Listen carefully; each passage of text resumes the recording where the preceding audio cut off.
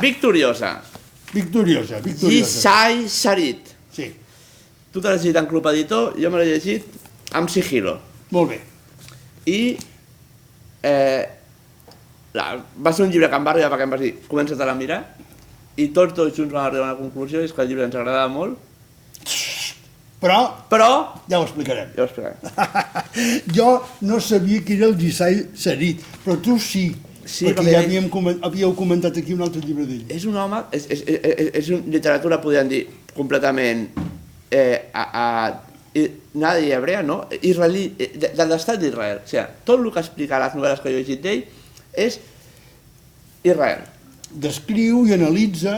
L'anterior explicava com es vivia el fet de tornar als camps de concentració quan hi anaven amb els instituts, els joves, a veure els camps de concentració, era un guia, i aquí és una psicòloga de l'exèrcit israelià. I això dona una potència al llibre perquè és una psicòloga que contracta, una especialista, contractada per l'exèrcit italià, en què, com ho diríem, no diré ensenya, prepara els soldats a matar o a calmar les conseqüències de... Jo surt una escena que a mi m'ha impressionat de quan van a fer de franctirador, perquè hi ha un pas fronterer en què cada dia se'ls vol colar algú amb una bomba i llavors ells van allà i van triant. És una cosa duríssima, una cosa fortíssima. I com es conviu amb això. Com es conviu amb això. I com s'ensenya a que això no tingui remordiments, que això ho vegis com una cosa bona pel teu país, perquè estàs salvant la teva gent, i és la...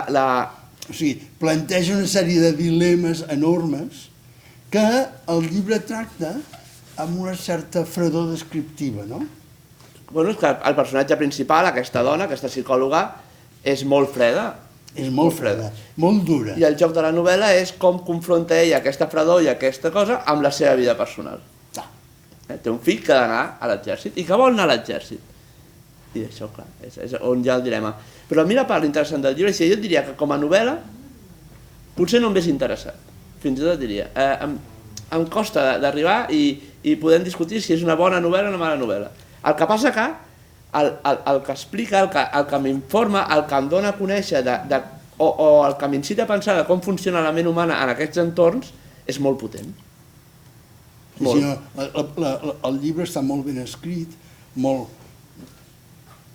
Però no és un assaig, és molt curiós això. Ens interessa la part d'assaig? Ens interessa la part d'assaig per descriure un fenomen que normalment del qual no se'n parla i aquí l'explica molt bé. I que probablement, que és una cosa que quan et trobes gent... Jo recordo haver-me trobat grups de gent d'Israel que havia acabat la seva etapa de l'exèrcit, perquè ara mili no és obligatòria, però quasi, i són homes i dones, i és un servei militar... Jo crec que la mili és obligatòria, No tinc la informació per assegurar-ho, però hi van homes i dones, els homes fan més temps que les dones, però hi han d'anar allà, i tu saps que quan trobes algú que passa en la mili allà, ha tingut el poder, el permís de matar altra gent simplement per ser... No és la mili d'aquí que es feia, que era un joc. Allà va molt en sèrio. I et trobaves aquella gent de 22, 23 anys, viatjant pel món, i dius, aquesta persona ha tingut una metralladora a mà amb el dit posat allà, com te'l pots trobar aquí als 3 anys, però aquí no disparant i allà, si disparen tenen el poder de fer-ho, i intueixes que difícilment tindran molts problemes per haver matat algú, si poden justificar.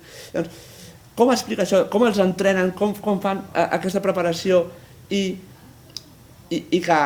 Llavors explica fracassos, d'això. Sí, clar, no, és que els nois són nois de 20 anys, no són robots. I després com es prepara els mandos per poder manar sobre aquests joves, i és tota una teoria psicològica que remunta als grans de la psicologia, per dir alguna cosa, perquè hi ha una figura que és el pare d'ella, que representa... Que és el psicoanalista tradicional. I ella és l'herència ja, una superació, i barreja la història de l'estat d'Israel amb això.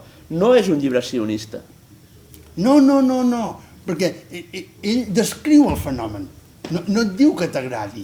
I tu, l'interessant és que quan veus el mirall, el desplegament del fenomen, i l'entens perfectament, i llavors és molt interessant. Sí. I ja et dic, tu ho has vist, tu has estat allà, jo no hi he estat mai, però ha de ser una cosa que, a part de poder visitar Terra Santa per el que significa, veure aquella realitat i conèixer-la ha de ser una cosa... I molt colpidora, és molt fort, Doncs... però molt interessant. Bé, ja teniu, Victoriosa de Yishai Sarit.